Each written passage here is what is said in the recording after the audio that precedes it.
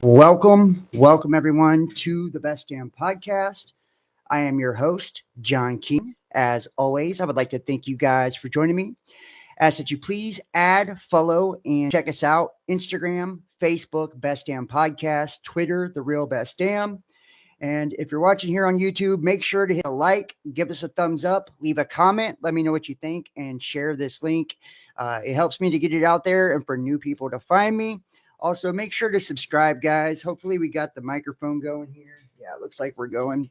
I don't know what has happened, but the last, I don't know, 2 or 3 videos that I've tried to do, whenever I start the video, my mic has been muted and I haven't been able to get it working. So I've had to actually like restart the last couple of shows I did.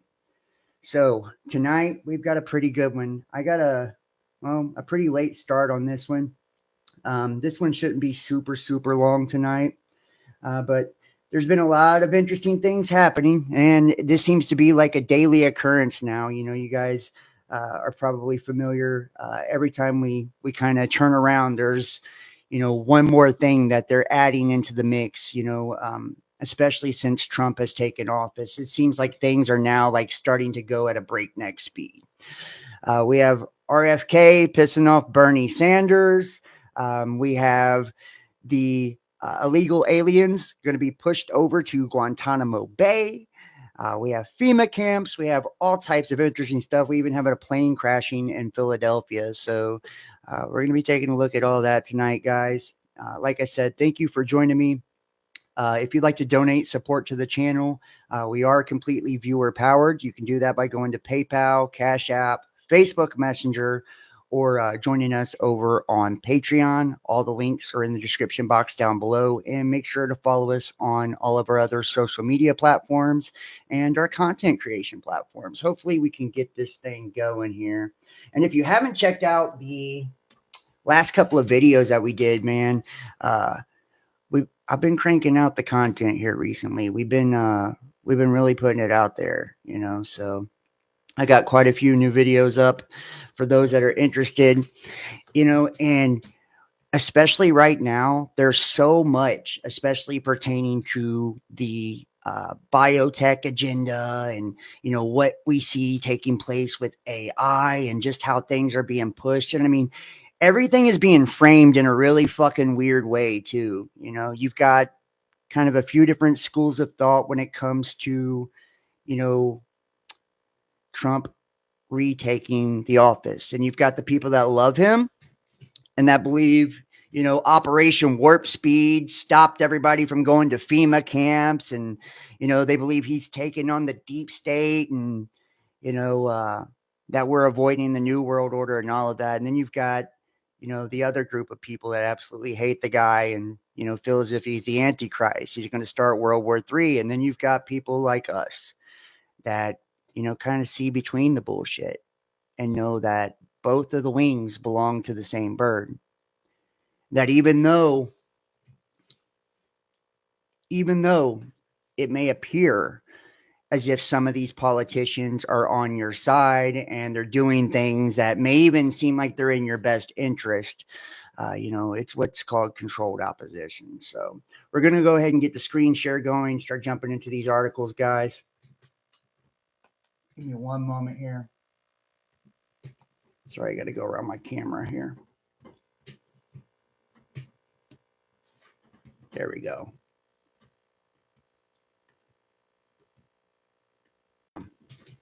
All right. So hopefully you guys can hear me and see me and everything is coming through clearly. We're going to start here first. Let me check the phone over here.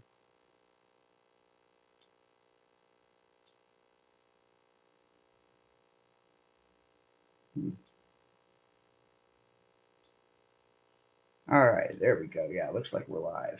All right. And if you guys are in the chat, all right. Okay. And if you guys are in the chat, make sure to hit that like, hit that thumbs up. It helps with the algorithms. It allows new people to, jump in, and the more people in the chat, the merrier. So we start off first. An autopilot military attack on civilians. DARPA awarded Lockheed $6 million to install autonomous systems on U.S. Army Black Hawk helicopters. Quote, the Matrix autonomy system forms the core of DARPA's Alias Aircrew Labor in Cockpit Automation Systems program. As part of Alias in 2020, Sikorsky provided the hardware and engineering support to add fly-by-wire flight controls to the MX aircraft. When combined with the Matrix autonomy system, the MX aircraft will be a near exact copy of Sikorsky's UH-60A fly-by-wire, optionally piloted Black Hawk helicopter, the company's flying lab that has tested Matrix autonomy over hundreds of flight hours. Now, this is a video of the Lockheed Des Moines remote flight on this helicopter that is 3 months old. It is being flown from 300 miles away from Washington, D.C. And this is the new thing. I have a video I posted over on Facebook, showing like the Chinese drones. You guys know that in the news, I believe in December 2024, the United States finally admitted to it. They were flying drones over DC as well. A lot of people thought they were UFOs. And then you look at like Elon Musk and Tesla and this agenda for autonomous vehicles. Everything, especially when it comes to warfare, is going to be based in technology now. And, we're going to be seeing more and more unmanned aircraft, unmanned helicopters. And, this doesn't bode well, especially, for, I believe just, the general population, because for one, the ability, the cameras on these things, just say they wanted to surveil everyone, and blanket, and they already have this going on. They've launched tens and tens and tens of thousands of satellites all over the place, right? So the entire world is basically covered in cameras, but it's now to the point to where they could use robotics, artificial intelligence to not only identify threats and identify targets, but to strike on them, and there's no human decision whatsoever involved.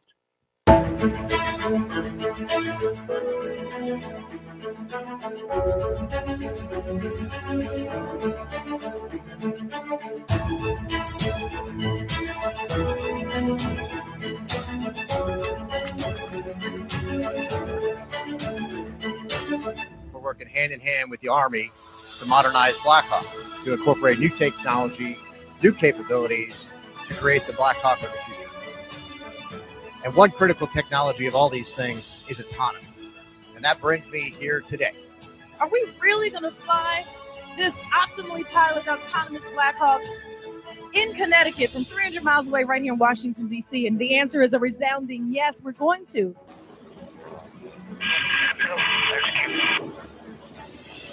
You're going to see the aircraft come up to a stabilized hover, and this is going to simulate contested logistics operations where we would have a ground crew hooking up a sling load to the aircraft. And this aircraft is holding position remarkably well.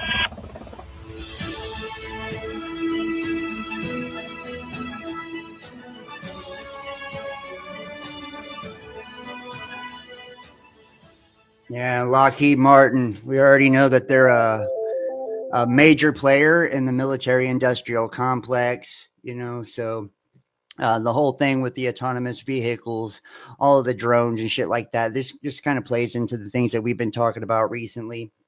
And it's just kind of been, it's out there, it's everywhere, Artificial intelligence is taking over everything. Machines have now kind of like eclipse the point, to where they need human assistance. They fly better, they operate better, they fight better, they seem to do everything better than what actual humans do. And when they are involved with humans, especially within warfare, it's to upgrade humans and their abilities. So we have the new video angle of the DC plane crash with the Black Hawk helicopter. The next CCTV video was recorded yesterday from Ronald Reagan Washington National Airport and shows a devastating moment when the U.S. Army Black Hawk helicopter collided with American Eagle Flight 5342 midair, causing a fiery explosion and debris to scatter into the Potomac River below. In this video, the Black Hawk can be seen flying at speed over the Potomac from the left side of the screen. The American Airlines plane can be seen flying towards the airport before the two collide, causing a mid-air explosion and fall into the river. In the second video, you can see the Army helicopter and American Airlines plane travel toward each other. After the collision and Oh. subsequent explosion, the airliner can be seen spinning into the water, and the Black Hawk is also seen falling into the water. In this video, the Black Hawk can be seen flying at speed over the Potomac from the left side of the screen. The American Airlines plane can be seen flying towards the airport before the two collide, causing a mid-air explosion and fall into the river. In the second video, you can see the Army helicopter and American Airlines plane travel toward each other. After the collision and subsequent explosion, the airliner can be seen spinning into the water, and the Black Hawk is also seen falling into the water. Man, I don't know what to make of that. It says this is the flight path of the Black Hawk helicopter plane attack in D.C. See here, the flight path they're showing you here from Google Earth, the Army helicopter flight path. The last transmission was 8:47 p.m.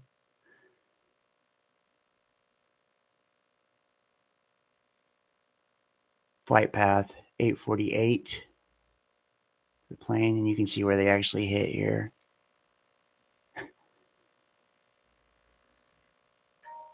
When we see these events, anytime I see anything like this, the first thing I always, ask, and it says, what a fishy flight. According to this video, the Black Hawk climbed above permitted altitude 30 seconds before impact. Cut and dry. Aviation expert breaks down the cause of the deadly DC plane crash. Right. So they're saying it's pretty fishy. And like I said, or like I was about to say, anytime you see events like this, one of the things that really comes to mind, or one of the questions that I start to ask at least, is one, who are the players that are involved, right? And whenever we see the military involved, we obviously know that they don't make mistakes like this normally. And two, what would be the agenda, right, that this would serve? Thinking problem, reaction, solution based, like what would actually come of this, as a result of this event taking place. And then finally, I tend to look for things that are suspicious or that stick out, whether it be they were running exercises that day, or, shit like this, where they were not flying at the permitted altitude, and things of that nature. And we see in the video just a moment ago, they have the ability to fly these fucking things autonomously, from 300 miles away. So this thing, very clearly was, or not very clearly, but what it would, one would think is, is that it's actually, remote controlled, and maybe this was intentional. Let's get some analysis. I'm joined by Sky News aviation expert, Captain Byron Bailey. Byron, you've been looking at the flight path of the helicopter. Tell us what you've found in regards to the altitude of the helicopter. Okay, there's a frequent helicopter traffic from the north to pass through that whole. Hey, and we're going to go ahead, and I'm going to hit some of these comments real fast, because these are some really good ones. Before we dive into this video, let's pull up the chat here. You guys got some really good comments. I seen them on my phone. So first off, Gondola Wish says that they want your traffic control to be controlled via artificial intelligence, right? And I think that we already see artificial intelligence is divvying out, prescriptions. Like I said, I can see AI eventually, issuing citations, enforcing laws, doing a lot of things. But right, they want autonomous vehicles on the road, and they want things controlled via AI. It's already controlling the nuclear missiles and all of that, right? The stockpile of the nuclear arsenal for the United States, everything. So to really say that it being navigated by AI, that's not far-fetched at all. And then two, I see Kimberly F says, Alex Jones is saying that a backdoor remote tech was used to remotely control the helicopter on Twitter.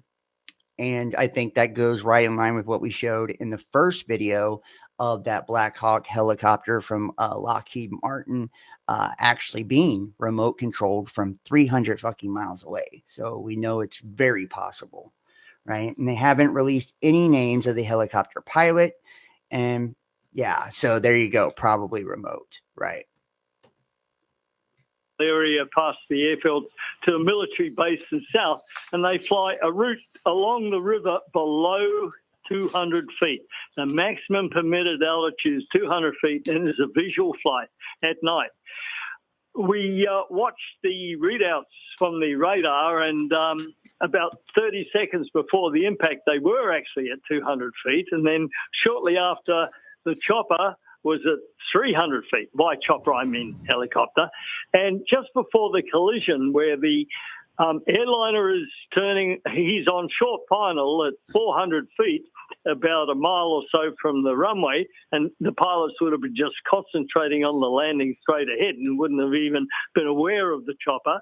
The chopper actually rose to 350 feet, and that was the last indication before the collision. The helicopter at 350 feet, and he shouldn't have been there. He should have been at 200, and the airliner at 400 feet. So they won't need the black boxes to work this one out. This is cut and dried, really. The military guy shouldn't have been that high. So speculation as to why he was above that permitted altitude. Should that have been picked up by the air traffic control, Byron? Yeah, but the air traffic controller was so under pressure from working different frequencies that, he may not have realised in time that the helicopter was actually climbing above his mandated maximum altitude.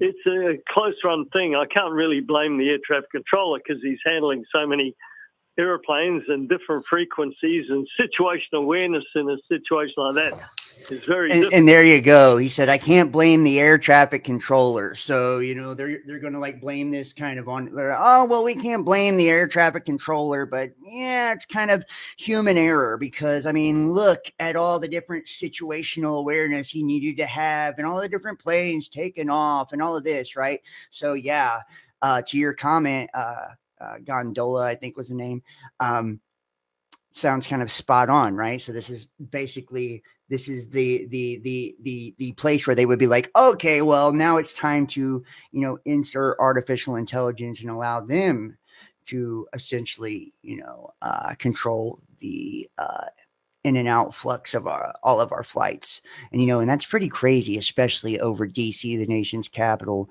right? Because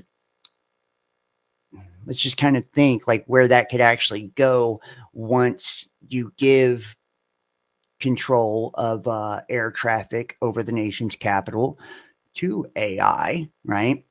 And to some type of system.